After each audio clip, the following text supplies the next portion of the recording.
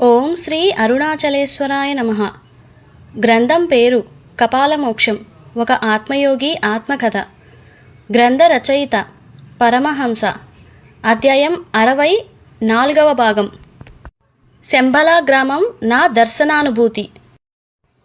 త్రికాల జ్ఞానం వలన నాకు కలిగిన జన్మాంతర అనుభూతి.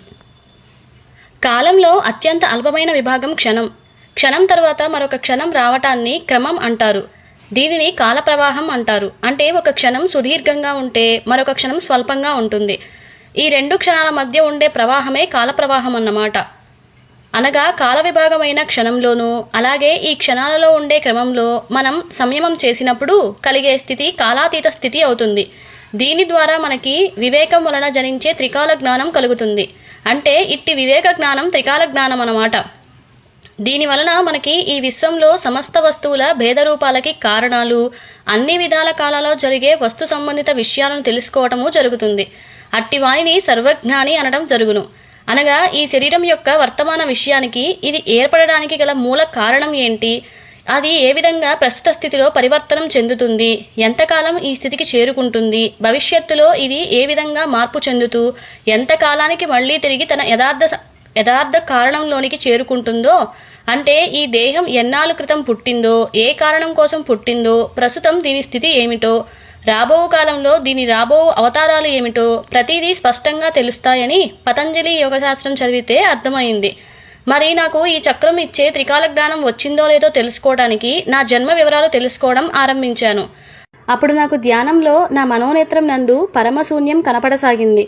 అందు నుండి ఒక శూన్య బ్రహ్మ వచ్చినట్లుగా, ఆయన కాస్త 1000 బ్రహ్మలుగా విడిపోయినట్లుగా, అందులో నాలాంటి ఆకారం ఉన్నవాడు కాస్త జ్ఞానబ్రహ్మ పదవి పొందినట్లుగా నాకు అనుభూతి కలగసాగింది. ఈ జ్ఞానబ్రహ్మ కాస్త స్వానుభవంతో బ్రహ్మజ్ఞానం పొందాలని ప్రయత్నిస్తూ యోగ సాధన చేయడం జరిగింది.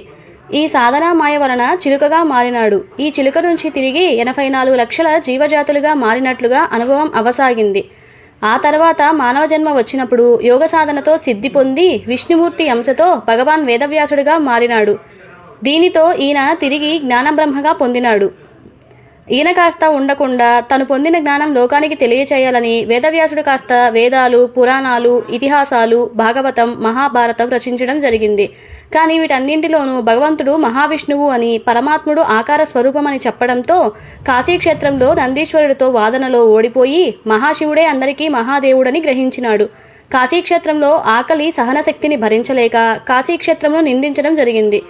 ఇదే కాకుండా కాశీక్షేత్రానికి దీటైన వేదకాశి నిర్మించడానికి ప్రయత్నం, అలాగే తల్లి కోరిక మేర తమ్ముడి భార్యలతో సంగమించి ధృతరాష్ట్రుడు, పాండురాజు, విదురుడు సంతానంగా ఇవ్వటం, సుఖమహర్షికి జన్మ తండ్రి కావటం, ఇలా శివనింద, కాశీనింద, స్త్రీల నింద, దేవీ నింద, శాపాలు పొందటం జరిగిందని నాకు అవగతమైంది. ఈ శాపాల నివారణ కోసం కొన్ని పునఃజన్మలు ఎత్తుతూ ప్రతి 48వ మానవ జన్మలో యోగ సాధన చేస్తూ కర్మఫలాలు తగ్గించుకుంటూ మిగిలిన జన్మలో కర్మలు పెంచుకుంటూ 1000 కోట్ల సంవత్సరాలు నడవడం జరిగిందని నా మనోదృష్టికి వచ్చింది. ఆది జన్మ కారణాలు, ఈ ప్రస్తుత జన్మ వివరాలు తెలిసినాయి అని అనుకుంటూ ఇక రాబో భవిష్యత్ జన్మలు ఉన్నాయా అనే సందేహం రాసాగింది. ఇంతలో ఎవరో నాతో చెప్తున్నట్లుగా నా రాబో భవిష్యత్ జన్మ కనపడసాగింది.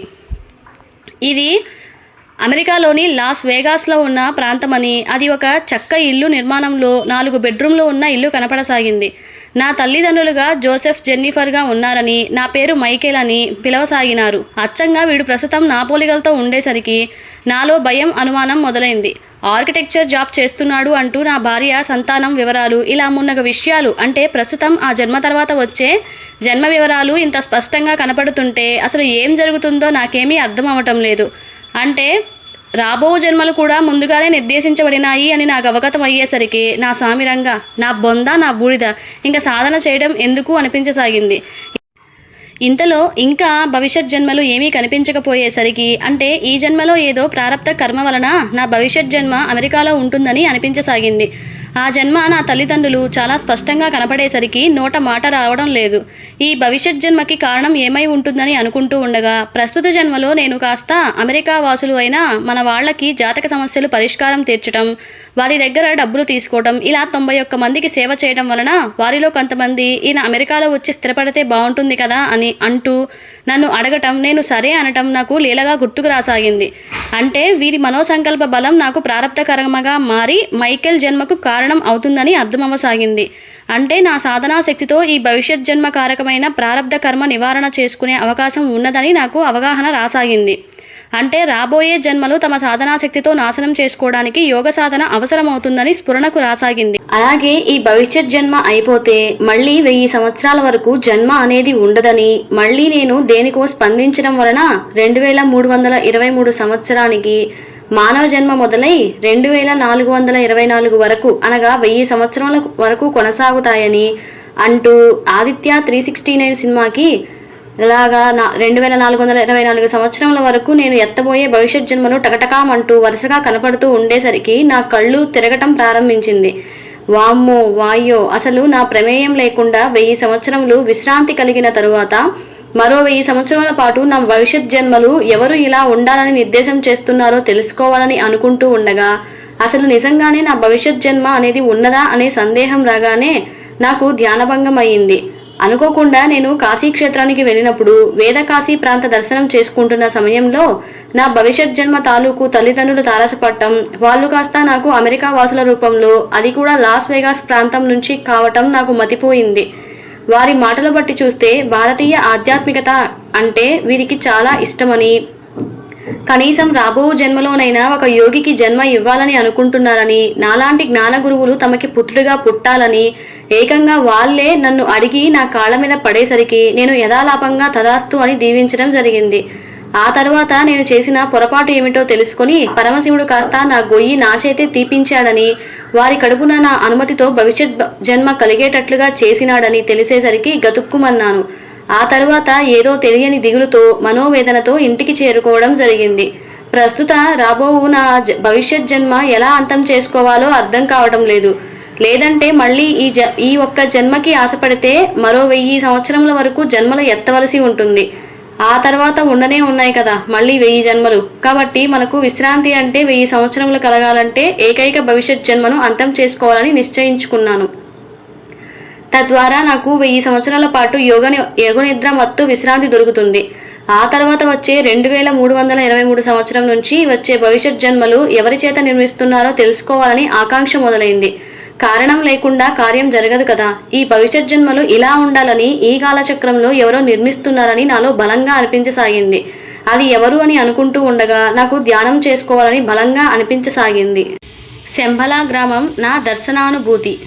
నేను చక్ర సాధన ధ్యానంలో ఉండగా నా మనోనేత్రం ముందు టెంపుల్ రన్వే ఆట మొదలైంది. నా సూక్ష్మధారి యాత్రకు బయలుదేరినాడు అని నాకు అవగతమవుతుంది. టకటకామంటూ దృశ్యాలు కనిపిస్తూ నన్ను దాటుతూ అవి ఏమిటో నేను తెలుసుకుని లోపల 3D డైమెన్షనల్ కనపడసాగింది.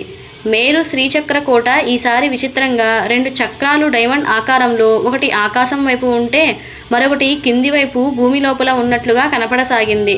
అంటే మేరు శ్రీచక్రాలు 2 అని అనుకుంటూ ఉండగా డైమండ్ అనగా నేను పైన ఉన్న శ్రీచక్రంలోనికి ప్రవేశించానని, భూమి లోపల ఉండే శ్రీచక్రం లోపలికి ఇంకా ప్రవేశించలేదు అని అనుకుంటూ ఉండగా పైన ఉన్న శ్రీచక్ర బిందువు నుండి లోపలికి ఒక సొరంగ మార్గం కిందకి వెళ్తున్నట్లుగా కనపడసాగింది. అంటే పిరమిడ్కి అలాగే శ్రీచక్రానికి 5వ ముఖం ఉంటుందని, అది ఆకాశం కేసి చూస్తోందని ఏదో పుస్తకంలో చదివిన విషయం గుర్తుకు వచ్చేసరికి నా సూక్ష్మధారి సొరంగ మార్గంలోనికి ప్రవేశించటం, అది కాస్త కొన్ని క్షణాలకి కింద ఉన్న బిందువు ప్రాంతానికి చేరుకోవడం జరిగింది.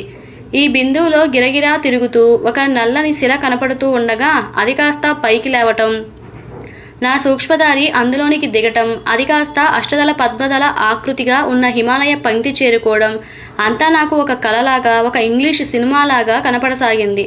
అక్కడ 4 ద్వారాలు ఉన్న ఒక విచిత్రమైన గ్రామ సరిహద్దులు కనపడటం నా దృష్టిని ఆకర్షించింది. అక్కడ నుంచి ఏవో సుగంధ పరిమళాలు రావటం, ఇదే శంబలా గ్రామం అని, ఇందులోనే సకల జీవరాశులు, జీవసృష్టి విధి విధానాలు జరుగుతాయని ఎవరో అంటున్న మాటలు నాకు లీలగా వినపడుతూ ఉంటే సుగంధ పరిమళాల వాసనకి నా సూక్ష్మధారికి యోగమత్తు ఆవరించగా నిద్రమత్తు ఆవరించినది. 3 రోజుల తర్వాత కానీ మెలకువ రాలేదు. అంతా ఒళ్ళు నొప్పులు, ఎవరో ఏనుగు పెట్టి తొక్కినట్లుగా కండరాలు, నరాల బాధ నన్ను పీడించసాగాయి. అంటే శంబలా గ్రామం అనేది ఉన్నదని, ఇందులో ఉన్నవారే భవిష్యత్ జన్మలో నిర్మాణాలు చేస్తున్నారని, ప్రస్తుతం వారి దగ్గరికి వెళ్ళటానికి నా సాధనాశక్తి సరిపోవడం లేదని నాకు అర్థమైంది.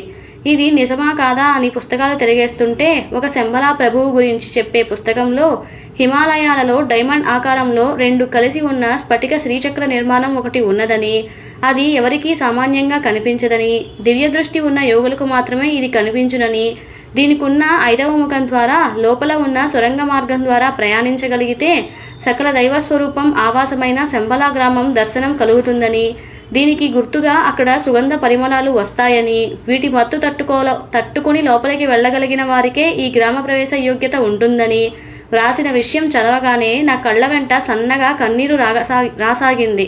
అంటే నిన్న రాత్రి నేను ధ్యానంలో చూసిన దృశ్యాలు అక్షర సత్యాలని నాకు అర్థమయ్యే లోపల నా మనోదృష్టి యందు నా యోగమిత్రుడైన జిజ్ఞాసి సూక్ష్మ శరీరం కనపడసాగడం మొదలైంది.